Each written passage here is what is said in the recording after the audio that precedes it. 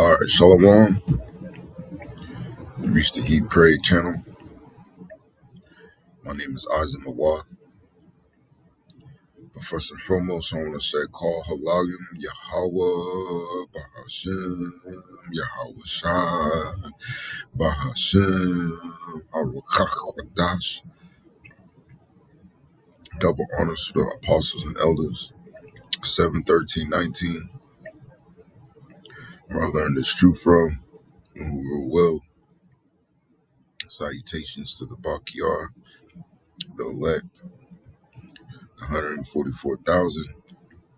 That's 12,000 men from each of the 12 tribes of Israel. The 12 tribes of Israel consist of you so-called blacks, Latinos, and indigenous of America. 144,000 being the governing body within the one-third. The rest of the one-third comprises of elect men, women, and children. Shalom to those Israelites scattered due to the diaspora and also the triangular trade. So our people come looking like different ethnicities, having various complexions. So this is not a black thing. We're not the black Hebrew Israelites. We're just Hebrew Israelites.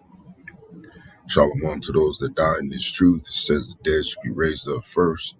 Those that will be accompanying Yahweh Shah on his return, including our King, King Mashah, who is King David. And as always, it's an honor and privilege, honor and blessing to continue to do this work. The water Yahweh Ba'ashem Yahweh Shah for permitting me to do such. Baba Kashah Yahweh Ba'ashem Yahweh Shah Ba'ashem Harakach Kodash allowed us to be an edifying lesson to at least one member of the elect. This is St. Job, chapter 20, verse 22. In the fullness of his sufficiency, he shall be in straits. Every hand of the wicked shall come upon him.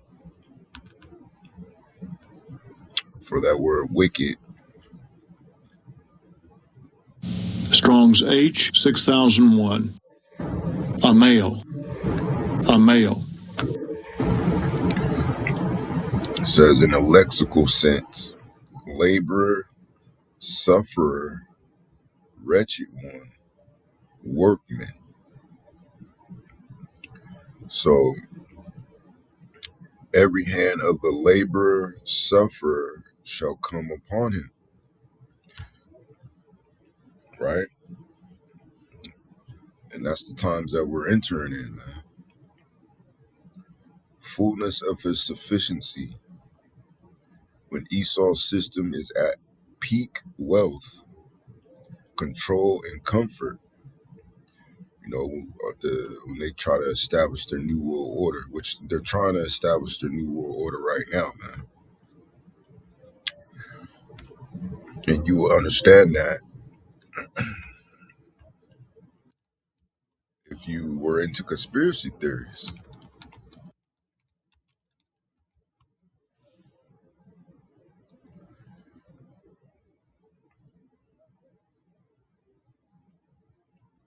Which you have something called the North American Union.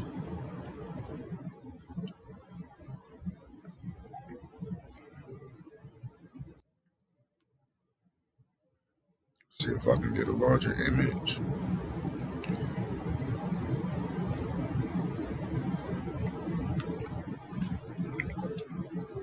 So this is the countries that are considered in the North American Union. And I believe this right here is Greenland, that they're also trying to annex.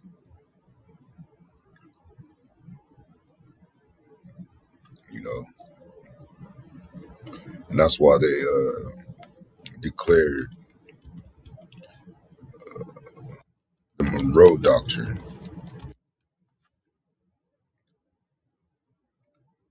which this is from Wikipedia. It says the Monroe Doctrine is a United States foreign policy position that opposes any foreign interference in the Western Hemisphere.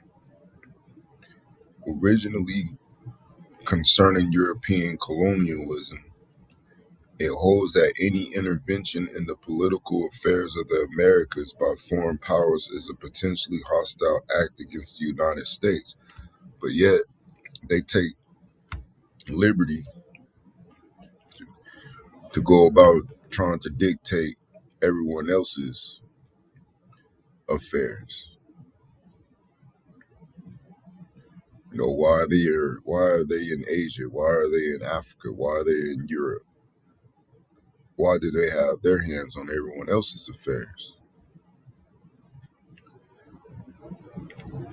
Finishing, it says the doctrine was central to American grand strategy in the 20th century. You know, so this is what they're using to justify taking these resources.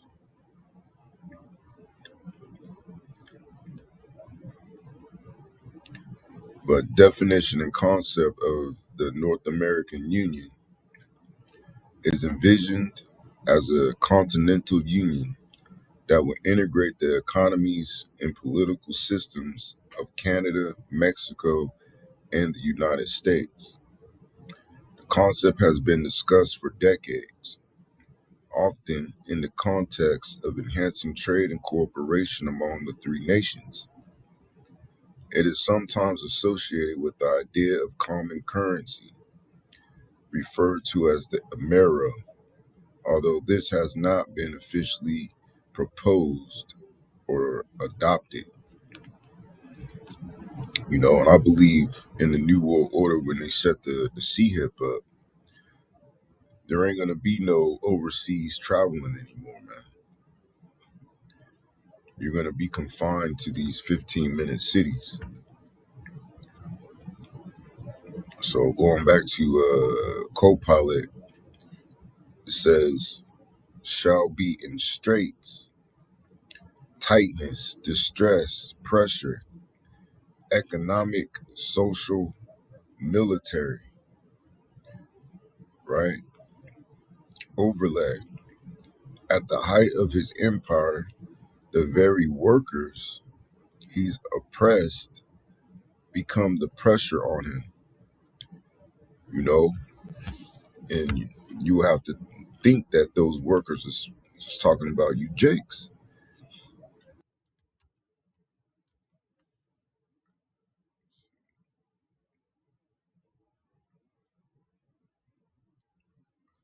This is Genesis chapter 49, verse 8. Yahweh, as it means Yahweh thanks, going back to the mandrakes, it says, thou art he whom thy brethren shall praise. And that's the reason why you so-called Negroes have all the majority of the praise amongst the 12 tribes, man, because you're the top tribe. And what's going to spark, you know, as you're starting to see with the new Black Panthers and other individuals, you know, is Judah getting down, man, and being a sort of a defense onto the other 11 tribes. It says, thy hand shall be in the neck of thy enemies, right? Because, you know, Jake, they have high positions. You know, they have the highest positions in or of all the tribes, you know, and also going into, you know, the civil rights. It says, thy father's children shall bow down before thee, which is dealing with the rest of the tribes. You know, they're going to praise Judah, and also Judah received the truth first. It says, Yahweh is a lion's whelp. Let's look up that word whelp.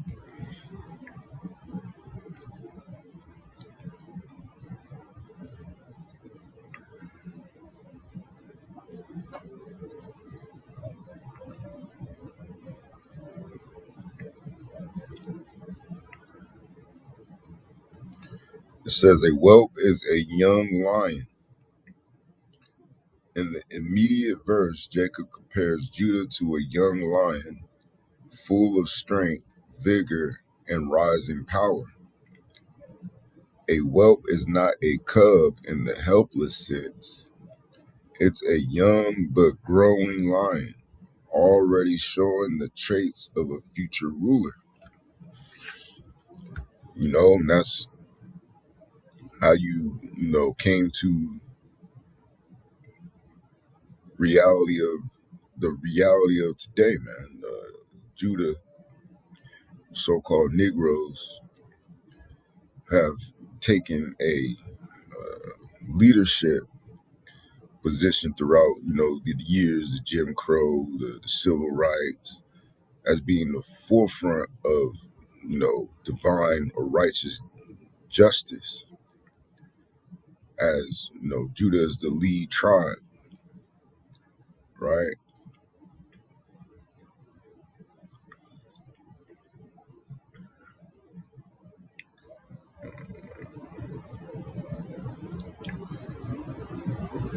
So it says, from the prey, my son, thou art gone up.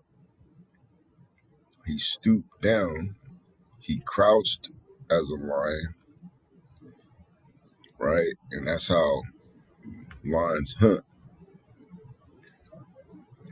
but you would think with certain of these movements, Judah would actually, take it all the way, so to speak. But Esau would give him gifts to destroy his heart, to pacify him, to put him back in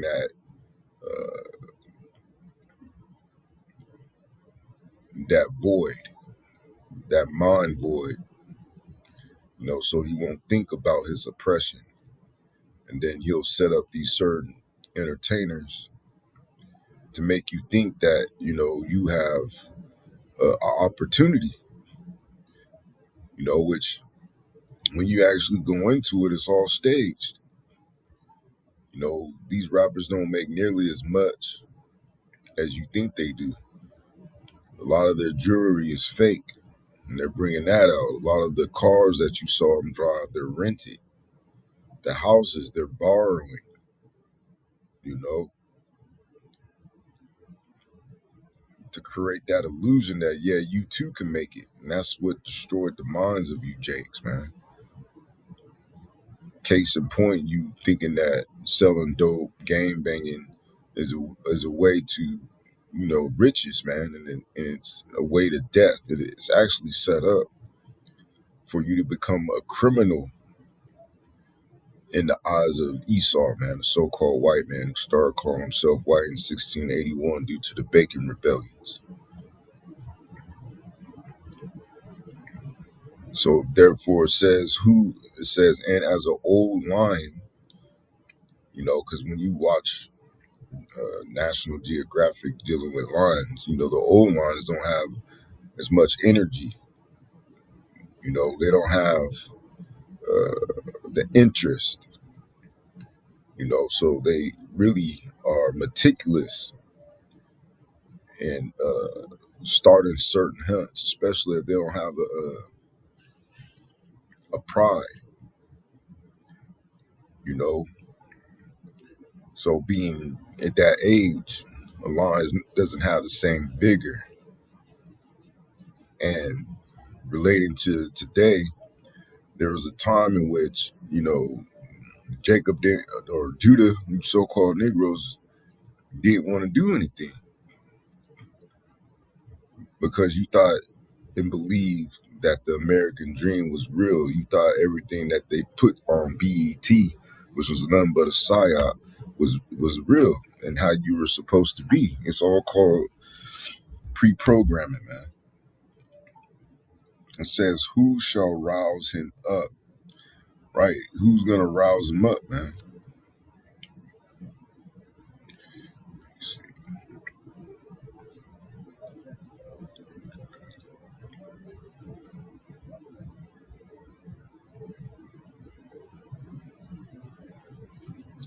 So, who shall rouse him up is a rhetorical question. In the context of the passage, the question means who should dare disturb a line that powerful.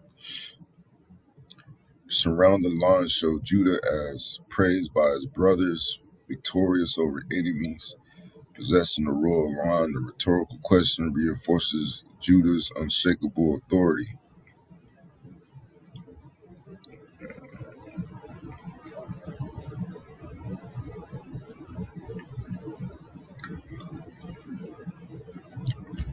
So really means what's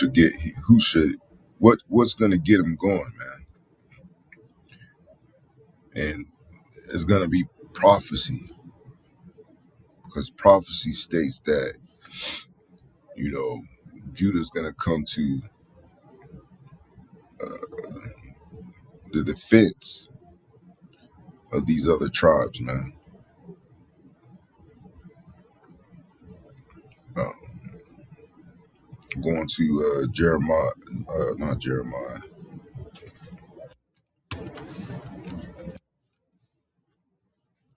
Jeremiah chapter 3, verse 20, it says, "Wherefore is light given to him that is in misery, and life unto the bitter in soul."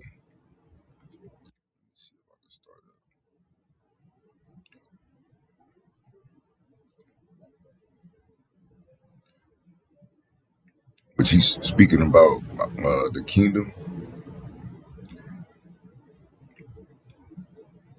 Case in point, it says there the wicked cease from troubling, right? So Job chapter 3, verse 20, "Wherefore light is given to him that is in misery," and light often represents knowledge.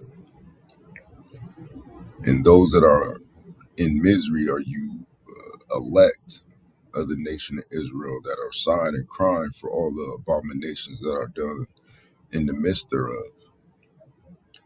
It says, "In life, which is this wisdom, knowledge, and understanding, and you being fully submitted to the will of Yahweh Ba'ashem Yahushai, onto the bitter in soul, those that are a broken and contrite spirit, that are repentant," right? So it says, same root, miserable, laborer, sufferer. Because the laborers, the sufferers are you Israelites. Most High, he don't give a shit about these heathen nations, man. They could suffer all day and all night.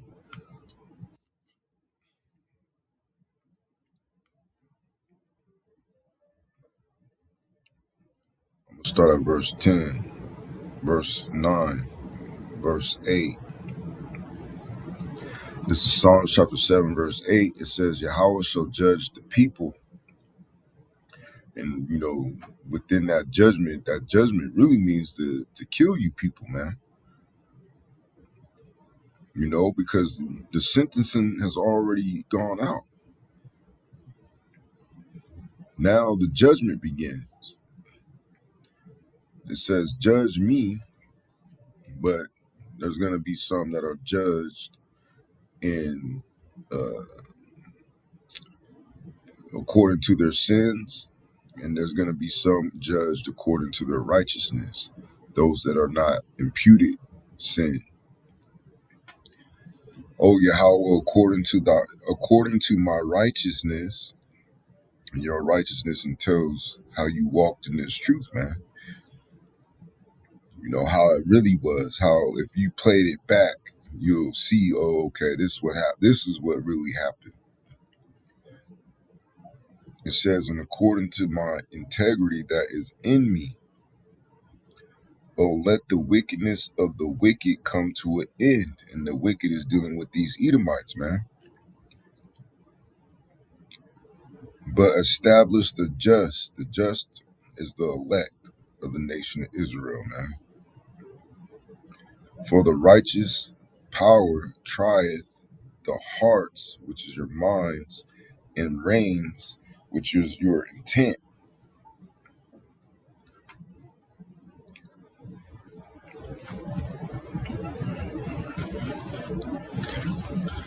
It says, "My defense is of Yahweh Ba'ashem Yahushai, which saveth the upright in heart. The Most High judgeth the righteous, and the Most High is angry with the wicked every day." So every day, the Heavenly Father wants to just annihilate you wicked people, man. Starting with you Edomites, man. But he's confined by his word. He's a man of his word. He's a man that he shall not lie, right? He's confined by prophecies. It says, if he turn not, he will whet his sword, which whet means to sharpen. He hath bent his bow and made it ready. And when you bend something, you're getting ready to shoot an arrow. So you have the Most High put in the minds of these nations to build these nuclear platforms, man, to get ready to shoot them. It says, he hath also prepared for him the instruments of death. He ordained his arrows against the prosecutors, which is these Edomites, man. And those arrows are those nuclear missiles. Behold, he travaileth with iniquity, which this is dealing with the wicked, and have conceived mischief and brought forth falsehood. Everything that comes out of these devils' mouth is a fucking lie, man. He made a pit, which a pit represents destruction, and digged it. That's why you get the term digging your own grave.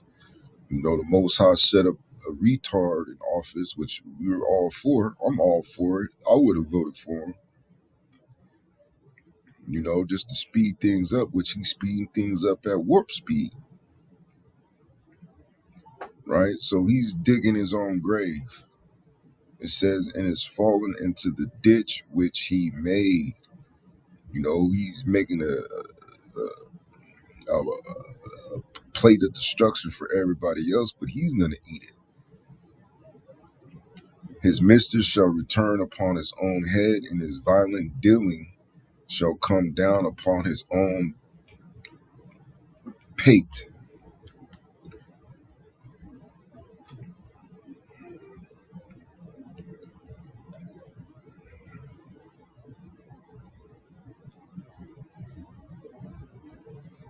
So it says pate means the top of the head. In older English, including the KJV, pate refers to the crown, skull, or upper part of the head. It is a physical image used to show where judgment lands.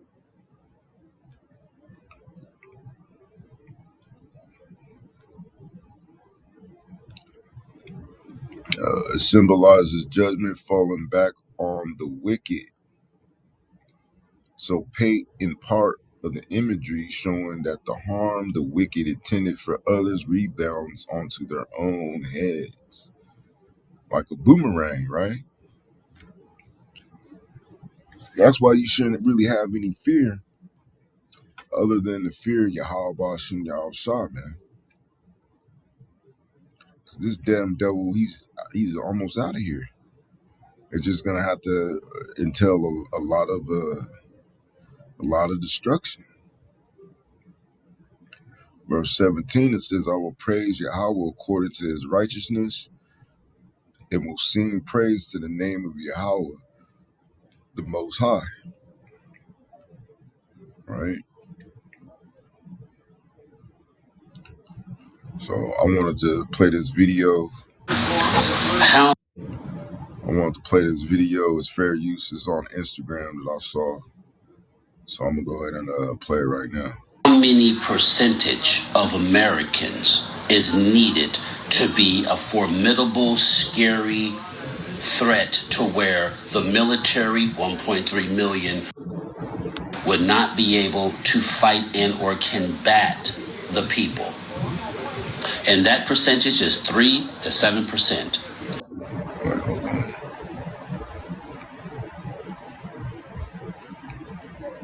I'm going to Replay it real quick because I don't think that was the Wonderful hump day. This message is for pretty much everyone. The rapist and pedophile, the administration, Christy Gnomes, ICE, Border Patrol, MAGA, Trump supporters, the people in Minnesota, the American people who have consciously made a decision to be on the right side of history. This is something that a lot of people aren't talking about because either they don't know or some of them are on the opposite side, and saying this would somewhat take a lot of power away from them. But in the Army, we ran scenarios, wartime scenarios. And some of the situations we ran was if the American people decided to revolt. How many percentage of Americans is needed to be a formidable, scary threat to where the military, 1.3 million, would not be able to fight and or combat the people? And that percentage is 3 to 7%. It's all that's needed to overthrow the government. And when I say overthrow it, I'm not talking about protesting. I'm talking about leveling it, destroying all people who are a part of the problem. Can completely reshape the government by way of leadership, political influences, weapon, tactics, the whole nine. 3.7% of the American population could reshape this whole government. MAGA and Trump supporters, you're not ready to die. Neither are some of the American people, and this is the problem. The American people aren't ready to die yet. But when the American people are ready to die, you guys are cooked. And there will be absolutely nothing you can do to stop it. All they're missing is a leader. But right now, a lot of people are sitting back watching ICE dehumanize, brutalize, and kill people. Much like Cell in the Cell games with Gohan. It's going to be a matter of time before your actions make people crack and the leader assumes responsibility and targets every last one of you. And if that percentage gets to 3 to 4%, it's over. And if it gets to 7, MAGA and Trump supporters, you can stand in the way, but you will be leveled. And there will be absolutely nothing the government can do about it. I've literally ran these scenarios multiple times in the big army. So keep it up. Whatever the fuck you want to happen is going to happen, but you're going to lose. Because unlike the Jewish people in the 30s, we have all the guns. Class dismissed. kind of want to see what they say as far as the comments. Soros funded PSYOP. I'm ready to go. Let's hit the streets. Jazz Kids, spot on. Travis Hicks, I'm with it. Let's do this shit already. I'm ready to die for my freedom. EMS Midheart, I'm in. My car or yours. I could be ready in 15. I'm just looking around 40. Let's go. So that's the spirit that is the Most High is putting out here, man.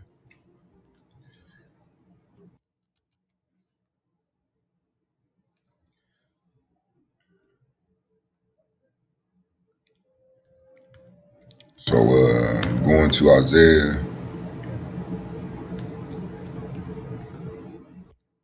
chapter 19, verse 2.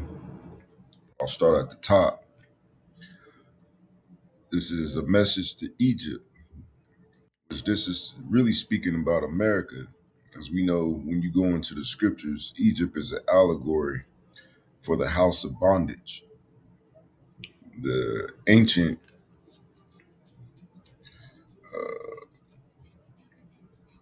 kingdom of Egypt wasn't called Egypt. It was called Martazarium. And the modern day Martazariums are the modern day South Sudanese, because they were known for their complexion and their stature. But it says, the burden of America, behold, Yahweh rideth upon a swift ship, which is the so-called UFOs, right? that can cloak in the clouds, and shall come into America, because America is the modern day Egypt, because it's known as being the house of slavery. And the idols, all these different false gods and these ideologies, because a lot of these ideologies take the form of idols too,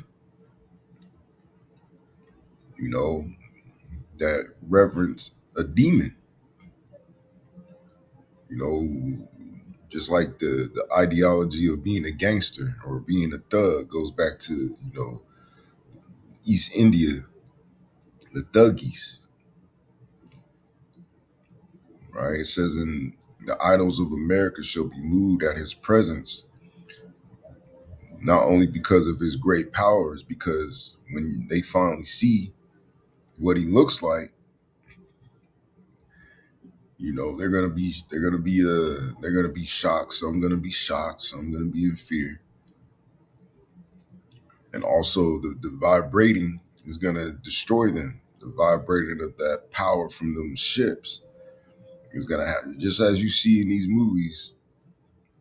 Things get to shaking and rattling and rolling because of that power from the ship that entered into the Earth's atmosphere. It says, in the mind of Egypt or America shall melt in the midst of it. You're going to be in fear.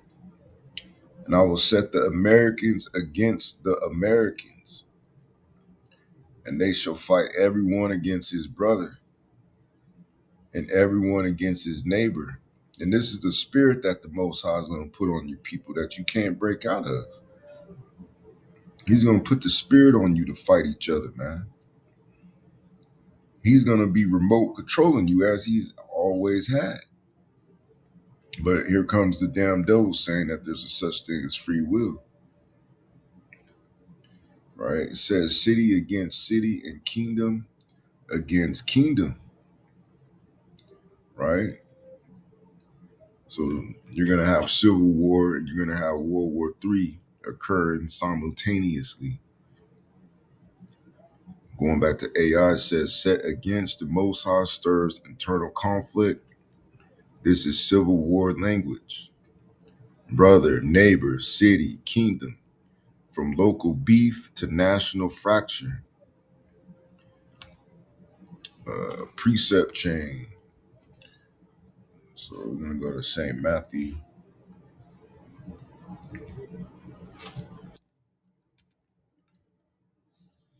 Chapter 24.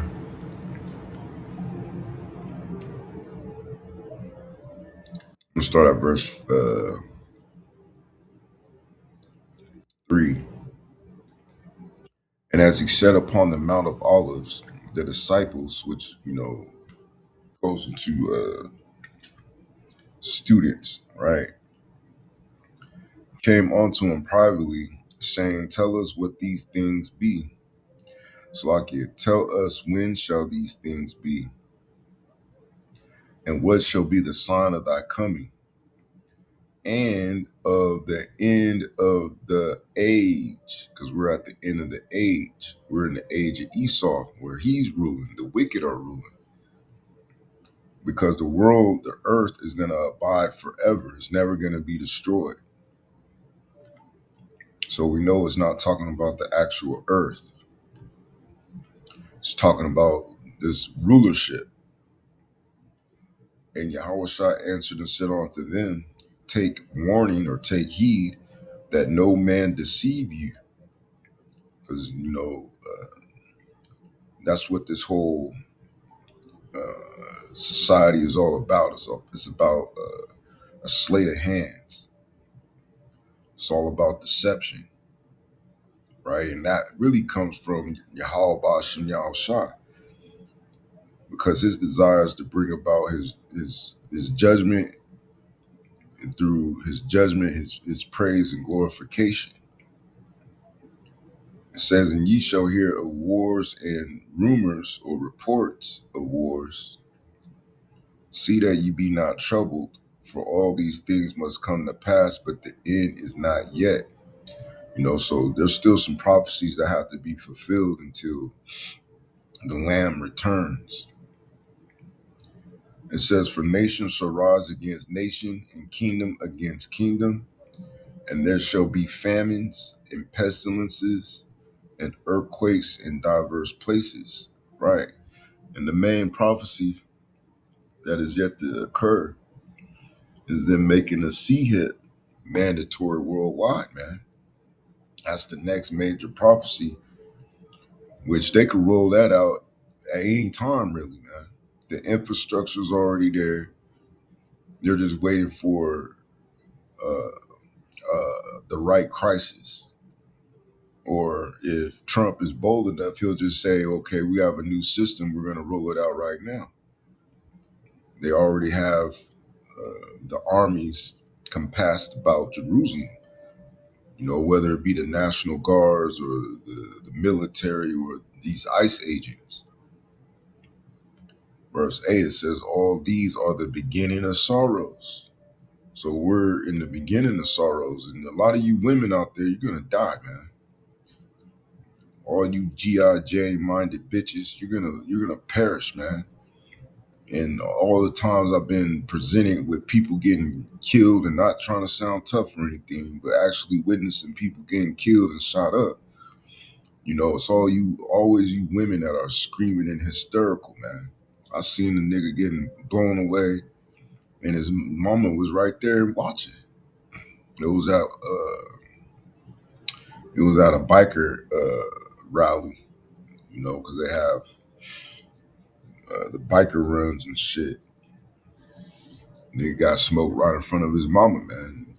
That's all you hearing is mama screaming. When you watch these certain television programs dealing with cops or dealing with things in which, there's a tragic or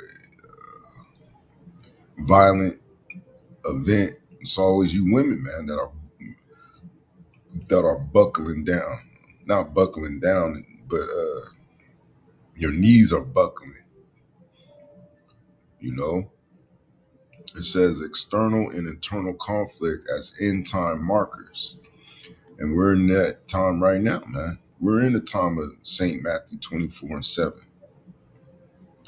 And who knows what type of disease is out there right now, man. Which you have reports on a lot of different diseases.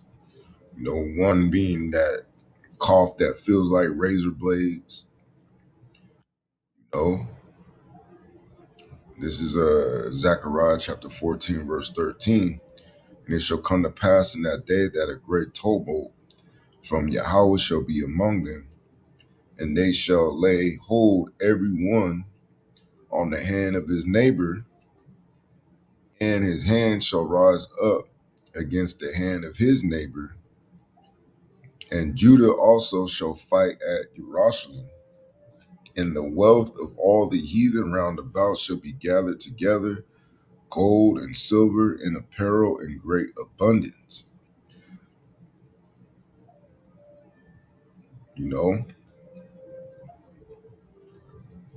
Because we're all that gold and all those resources that you hoarded up, you really hoarded up for us, because those are building materials in which you're going to use to build the kingdom of heaven. And I'm not saying that it's in the scriptures per se, but was just a thought that I had, so just take it with a grain of salt, that it's going to take 1,000 years for them to build the kingdom of heaven and rebuild the world, man. And as soon as that 1,000 years is expired and everything is complete, that's when you so-called white people, you white men, are going to be rounded up and exterminated. And then you heathen nations, you're going to get your lands back, man. But you're going to have to pay tribute, right? It says panic, confusion, neighbor on neighbor violence, classic civil unrest. Second Ezra.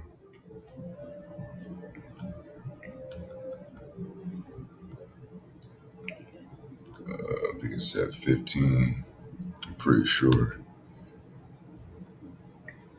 19. This is Second Ezra chapter 15, verse 14. It says, "Woe to the world and them that dwell therein," which that word woe means destruction. You know, for the sword in their destruction draweth nigh, and one people shall stand up to fight against another, and swords in their hands. And you just heard an individual in that video clip. He said that, all these guns, which they've been trying to get the guns out of the people's hands for decades. It says, "For there shall be sedition among men and invading one another." Another word for sedition is anarchy. "They shall not regard their kings nor princes, and the course of their actions shall stand in their power." Right?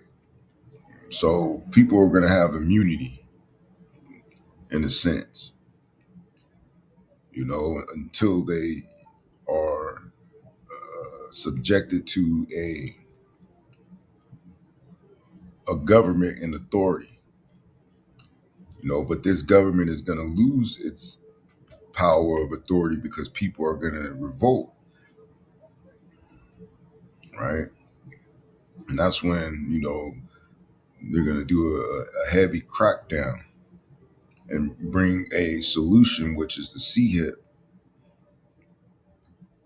and that's, the main reason why these rich elite are going into their bunkers, so they won't experience, all the death and destruction that's going to be happening on surface level.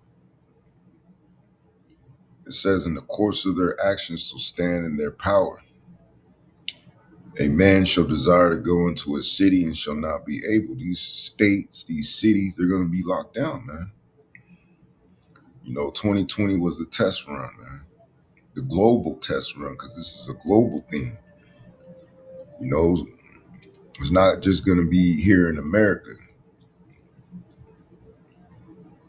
It says, "For because of their pride, the city shall be troubled, the houses shall be destroyed, and men shall be afraid." People are going to be burning down houses. I remember when I was coming into the truth, there's one individual that, the Most High allowed to interact a few times. He had a dream saying that they were coming with military fire tankers or something to that nature and just burning people's houses down while they were inside it and setting their houses on fire, man. And you can't put them past them because that's the same thing that they did with Chris Dorner on a local law enforcement level, man. They didn't waste no time trying to have a shootout with him. They just burned the house down.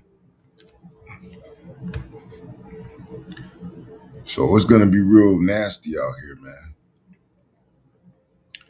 Verse 19, it says, "A man shall have no pity upon his neighbor, but shall destroy their houses with the sword and spoil their goods because of the lack of bread and for great tribulation." Just wait until these niggas get hungry, man.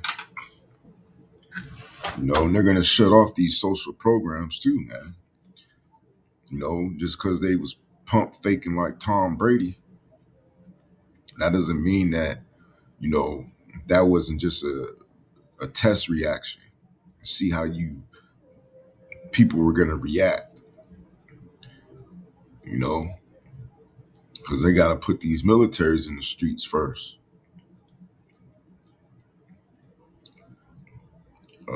Going back to AI, it says, "Sedition among men, organized resistance, rebellion, civil war energy, not regard their kings nor princes, government legitimacy collapses, course of their actions in their power." Martial law versus street law. Whoever has force rules. Desire to go into a city and shall not be able. Checkpoints, lockdowns, travel restrictions.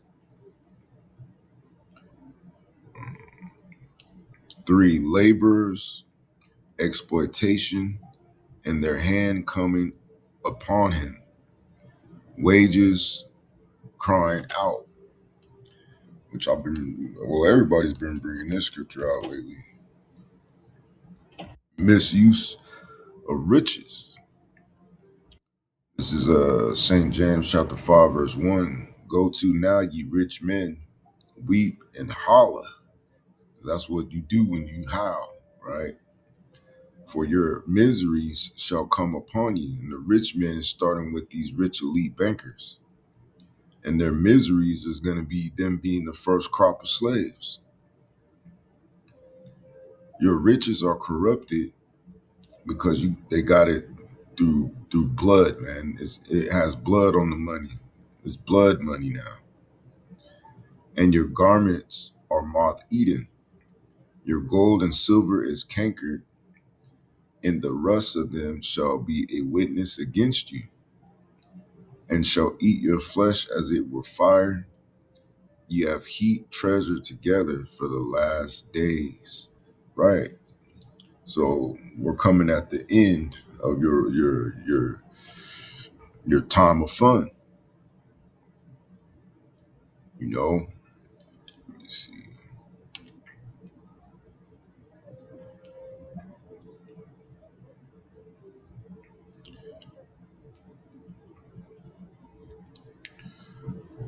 what Copilot says on this.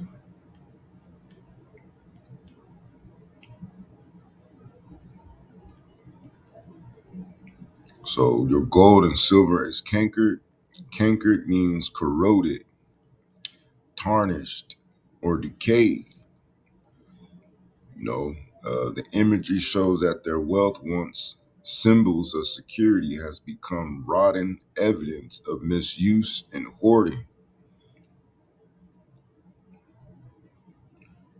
It says, and the rust of them shall be a witness against you. The decay of their wealth becomes testimony in the Most High's courtroom. It proves they stored wealth instead of using it righteously. They withheld wages from laborers. They lived in selfish pleasure. The rust is symbolic evidence of neglect, greed, and injustice. And shall eat your flesh as it were fire. This is prophetic metaphorical judgment language. It echoes the fiery images used throughout scripture to describe violent judgment. So that means nuclear fire. In context, it means the consequences of their greed will turn back on them. Their hoarded wealth will become the source of their downfall. The Most High's judgment will be severe and consuming. It is not literal flesh burning. It is symbolic of destructive judgment. But, those nuclear missiles are going to burn, disintegrate you. It says you have heaped treasure together for the last days. They amassed wealth in a time when they should have been living righteously and preparing for accountability before the Most High.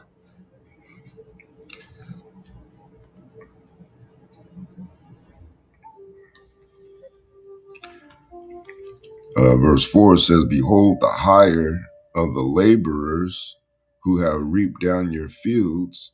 And who are those? The Israelites, which is of you kept back by fraud, crieth, and the cries of them which have reaped are entered into the ears of the Lord of Sabaoth, which means the Lord of armies,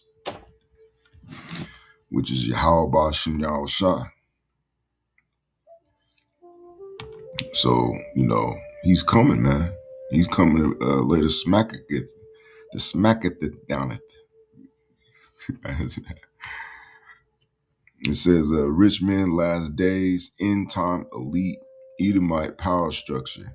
hire kept back by fraud, wage theft, rigged systems, inflation, debt, slavery. Cry entered into the ears of Yahweh Shem Yahushua. The laborer's suffering is logged. Judgment is scheduled. Overlay with Job 22, or Job chapter 20, verse 22. The same laborers whose wages were held back became the hand that comes upon him through unrest, revolt, or the Lord Salakia, or Yahweh Shai turning the system against itself. I hate saying that name, Lord, or even Jesus. Apocrypha on stealing man's living. So let's go to Sirach 34. I believe it was 22.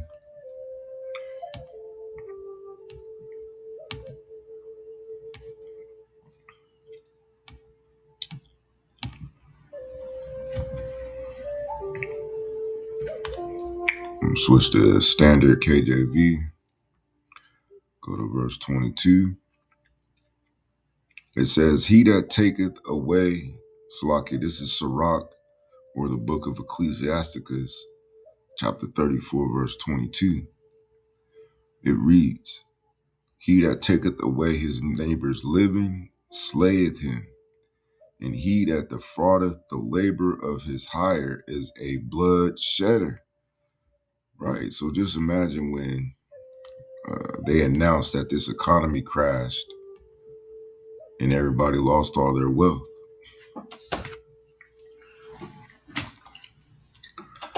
So it says, take away living, economic oppression equals slow murder. Defraudeth the laborer, blood shedder. The system is already violent before a shot is fired. Tobit,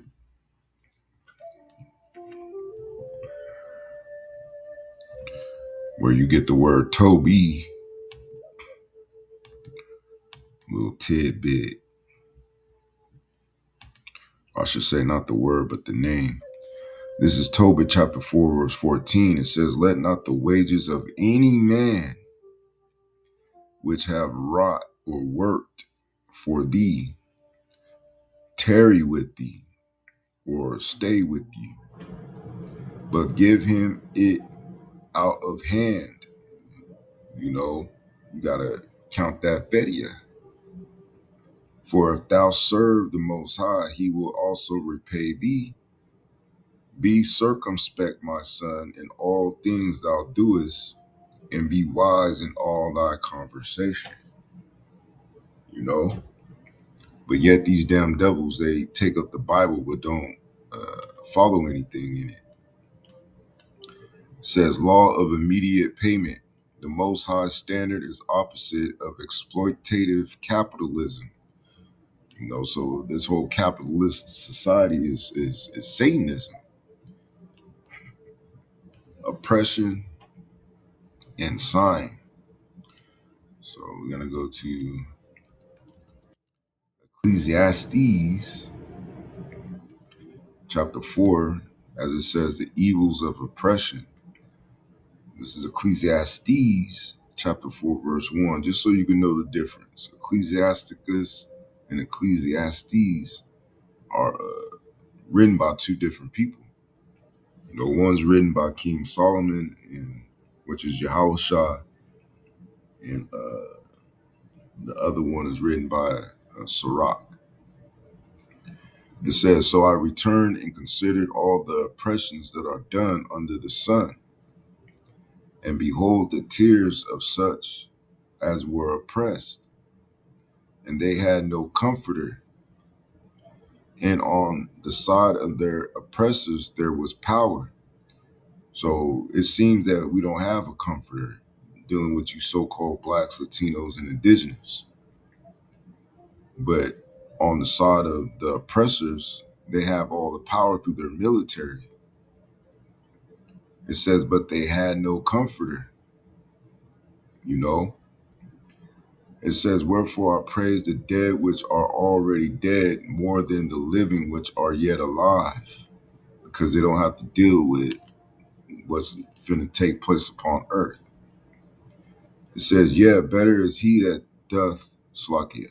Better is he that both they which have not yet been, who have not seen the evil work that is done under the sun. Again, I considered all travail and every right work, that for this a man is envied of his neighbor. This is also vanity and vexation of spirit. You know, which goes into when you do good, you become a prey, so to speak. I believe it does say that in the scriptures. Those that are righteous becometh a prey. Let me see if I can find it.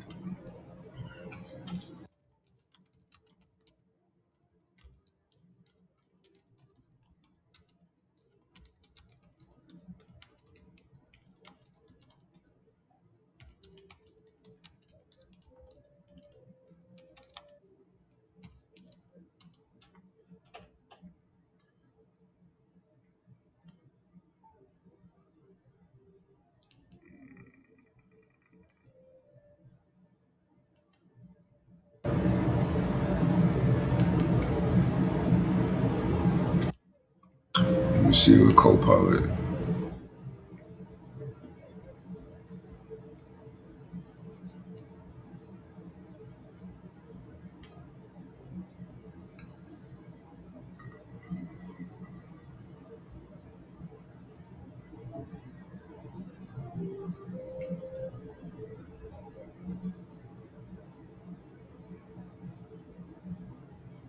Let me see what Copilot says.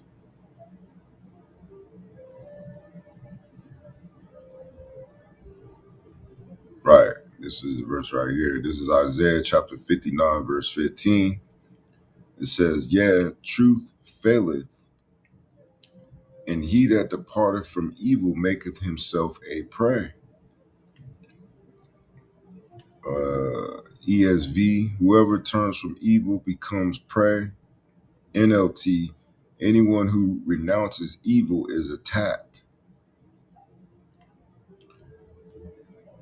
Uh, so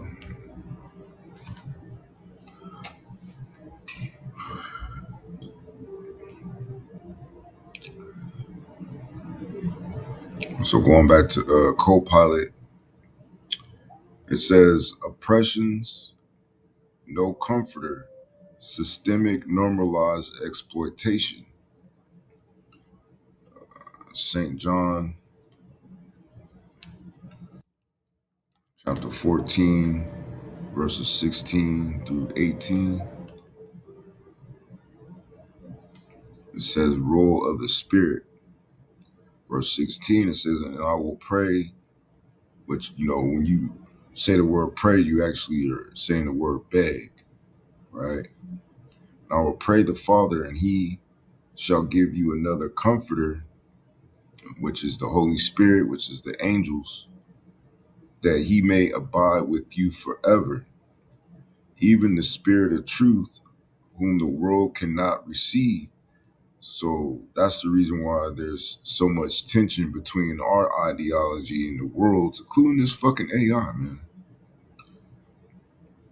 Because the world cannot receive it. And the world represents you sensual-minded people, man. You carnal-minded. Because it seeth him not. Because the Most High didn't reveal himself unto you. Neither knoweth him, but ye know him, for he dwelleth with you, and shall be in you. I will not leave you comfortless. I will come to you. And that's what we need is comfort. Take this down.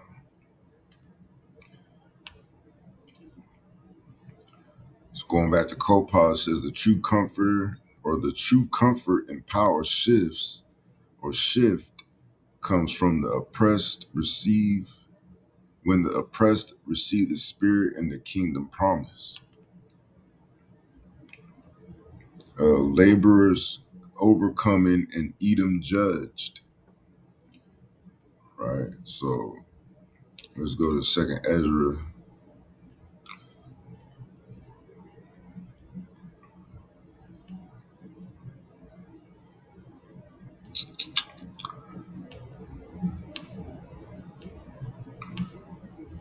chapter 6.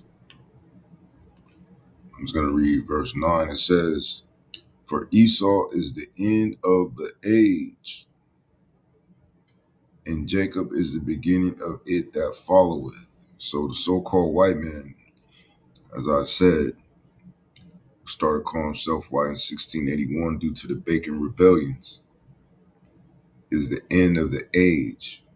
He's the one that is ruling before the Messiah returns. And Jacob being you so-called blacks, Latinos, and indigenous, is the beginning of it that followeth. So you're going to be the next ones to rule. Going back to Copilot says, "And in Esau's rulership, not the planet. Beginning that followeth, power transfer. Those who were laborers become rulers." Right?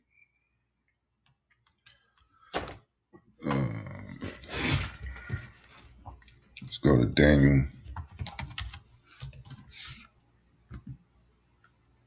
chapter 7, verse 18.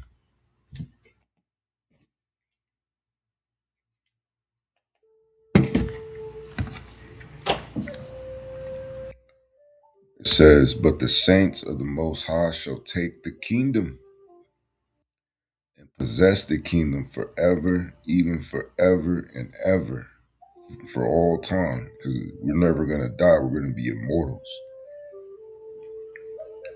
Right? Going down to verse 27, it says, "In the kingdom and dominion and the greatness of the kingdom under the whole heaven shall be given to the people of the saints." And the only way you could be a saint is if you're an Israelite of the Most High, whose kingdom is an everlasting kingdom, and all dominions shall serve and obey. Right?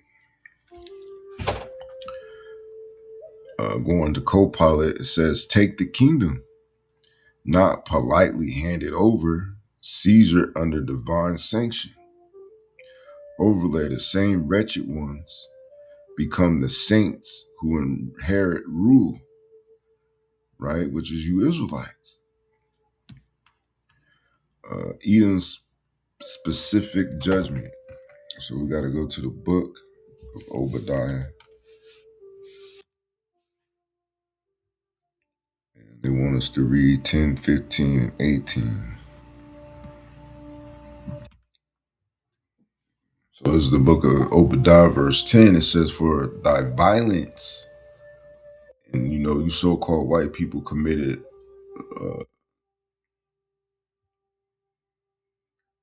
so much violence against so-called blacks, Latinos, and indigenous, man. The children of God, man.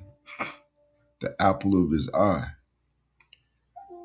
So you don't think anything is going to happen to you? You don't think there's going to be any type of consequence against our brother Jacob? And, this is what you did to your brother's descendants. Your nephews. It says, "Shame shall cover thee, and thou shalt be cut off forever." So you're going to be done away with. You're going to be the only nation that's going to be done away with. 15, it says, "For the day of Yahweh is near upon all the heathen. As thou hast done," and the heathen is dealing with you non-Israelite nations, "as thou hast done, it shall be done unto thee," because all you nations, whether you were Chinese, Japanese, which the Chinese or the Moabites, the Japanese or the Ammonites, whether it's you East Indians, the Elamites, You, those that dwell in the Middle East, you Ishmaelites, you so-called Africans, you you Hamites, you so-called white people who just start calling yourself white fairly recently, you Edomites, right? You all are gonna go into slavery. It says, thy reward shall return upon thy own head. So what you did to us is going to be done to you. You're going to reap what you sow. 18, it says, in the house of Jacob shall be a fire. In the house of Joseph, Jacob being the southern kingdom, the house of Joseph a flame, Joseph being the northern kingdom. In the house of Esau, you so-called white people, for stubble. So you're going to be what is going to get burnt up. And they shall kindle in them and devour them, and there shall not be any remaining of the house of Esau. So there's going to be a time in history where there's not going to be a so-called white man or an Edomite to exist. It says, for Yahweh have spoken it. So you really can't blame this devil for trying to go balls to the walls in efforts to upset prophecy. All right, this is Isaiah chapter 63. It says, the Most High's vengeance on the nations. Isaiah chapter 63, verse 1. Who is this that cometh from Edom? Which in this sense is dealing with America, because America is going to be destroyed by the Heavenly Father's Son, who is named Yahweh Shai, with dyed garments from Basra, Basra being the chief capital of Edom, which is America. This that is glorious in his apparel, traveling in the greatness of his strength. I that speak in righteousness, mighty to save. Wherefore art thou red in thy apparel, and thy garments like him that treadeth in the wine fat? Because, that's symbolic of all the bloodshed that he's going to commit, for what was done to his people. It says, I have trodden the winepress alone, and of the people there was none with me. For I will tread them in my anger, and trample them in my fury, and their blood shall be sprinkled upon my garments, and I will stain all my raiment. Right? Because he's gonna be fucking. Just imagine Yahweh Shah returning to earth, God's son, seeing his people in this condition, and seeing what was done and knowing what was done unto him. How angry he's gonna be. Angelical power, man. Angelical power that is immortal, that cannot die. He's gonna be putting belt to ass, man. And that's the reason why we don't gotta do shit but watch. Because we have to always understand that the angels are in full effect in the unseen world. They're already been getting busy, man. And we have to believe that there's angels protecting us, because of our faith, our works, our righteousness, right? It says, for the day of vengeance is in my heart. So this day in which he's going to come back and destroy you so-called white people is in his heart. And the year my redeemed is come. So we're looking on to the year of the redeemed.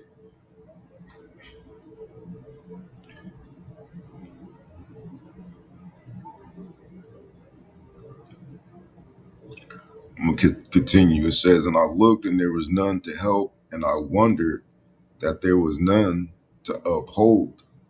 Therefore my own arm, which represents power, brought salvation unto me. In my fury it upheld me. And I will tread down the people in my anger and make them drunk in my fury. And I will bring down their strength to the earth. So the strength that, you people thought you had is about to be brought down to the earth, man.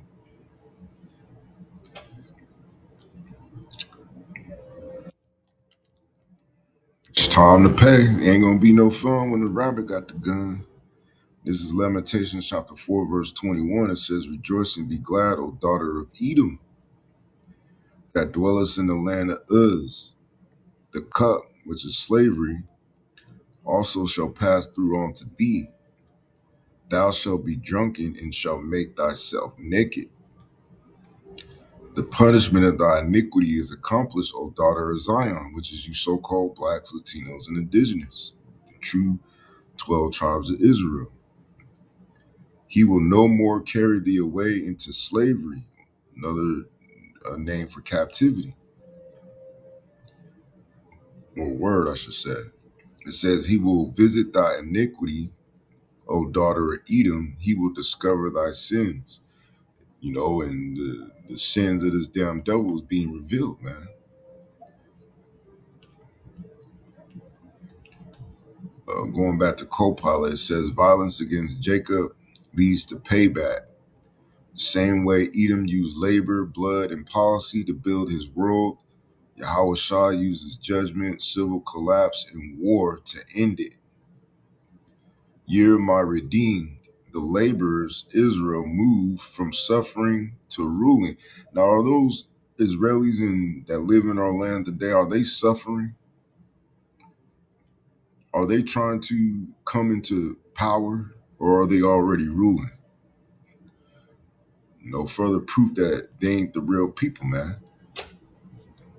It says righteous standing in boldness, right? Wisdom of Solomon 5.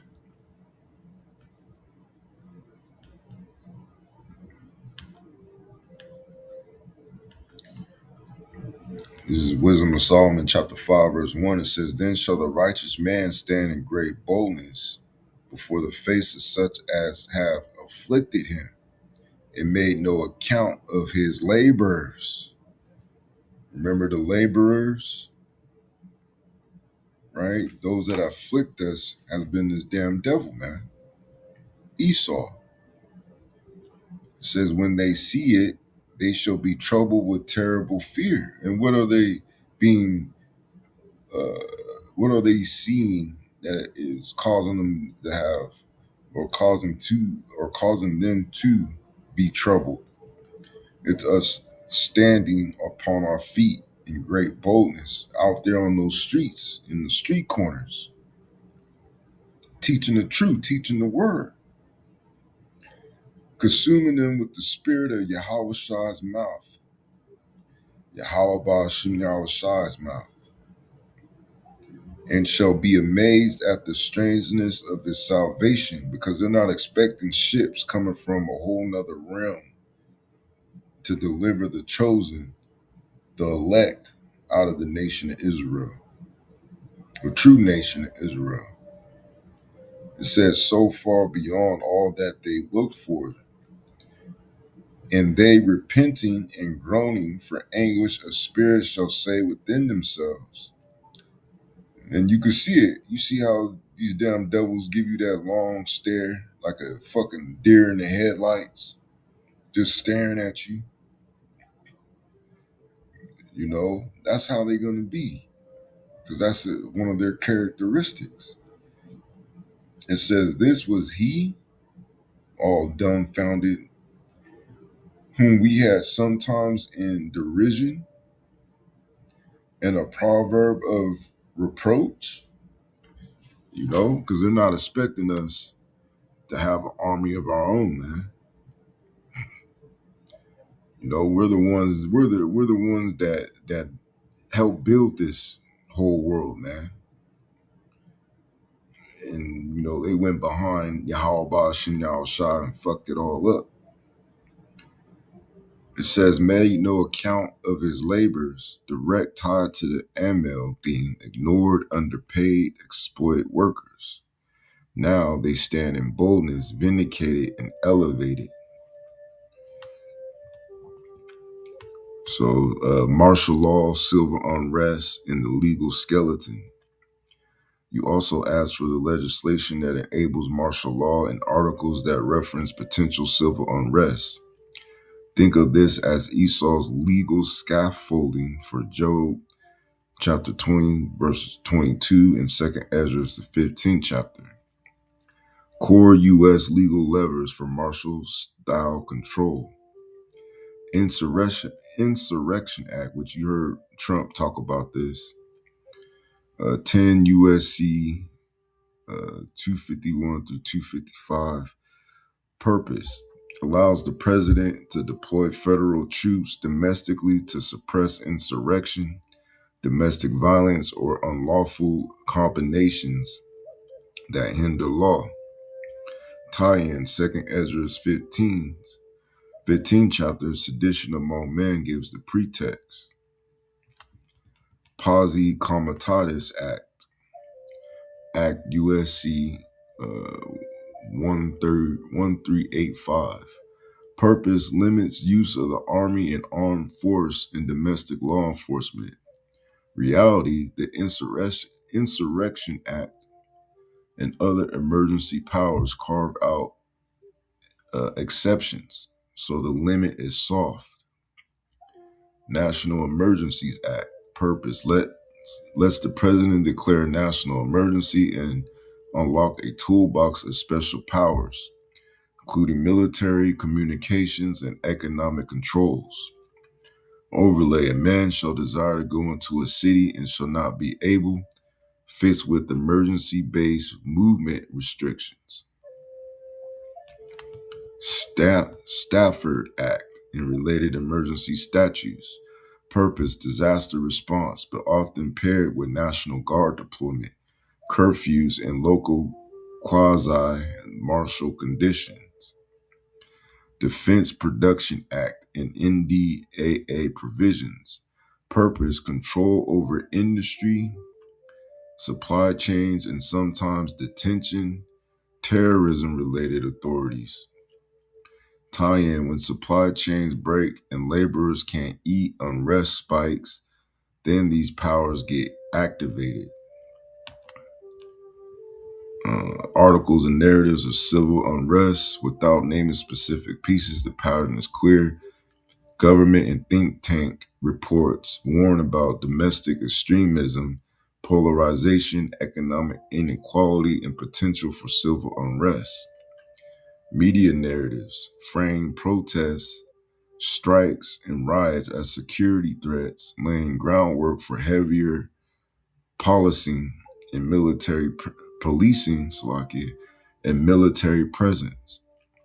Policy discussions talk about resilience, continuity of government, and critical infrastructure protection, all code for having legal and logistical pathways ready when 2nd Ezra 15 type conditions hit. So